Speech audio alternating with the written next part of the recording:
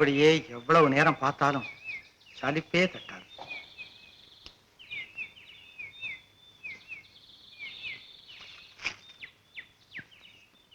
ஆஹா, ஆயுள் பூராவும் பார்த்துக்கிட்டே இருக்கலாம்னு தோணும்.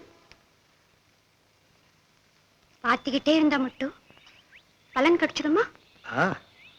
அப்படின்னா என்ன செய்தா கிடைக்கும்? பூஜை செய்யணும். பூஜையா? பொன்னாலையா பூவாலையா? பொன் வைக்கிற இடத்துல பூ வையணும், பெரியவங்க சொல்லிருக்காங்களே. அப்ப பூ வைக்கட்டுமா? ஏன்? எங்க அம்மா பார்த்தா ஏதடி பூன்னு கேட்பாங்க. பக்தன் கொடுத்தான்னு சொன்னேன். அவங்க கோவப்பட்டு பக்தனோட பேசாதேன்னு சொல்லிடுவாங்க. அப்போ நாமெல்லாம் அம்மா சொல்றபடிதான் கேட்கணும் இல்ல? உங்க அம்மா என்ன சொன்னாங்க?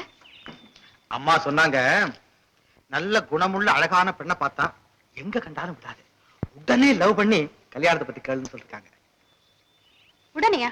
ஆமா, உடனே. அப்படின்னா உங்க அம்மா சொன்னபடி நீங்க கேளுங்க. கரெக்ட். எங்க அம்மா சொன்னபடி நான் கேட்கிறேன். ஐயோ, ஏது ஏது கடன் கொடுத்தவர் போல வழி மறிக்கிறீங்களே. கடனா?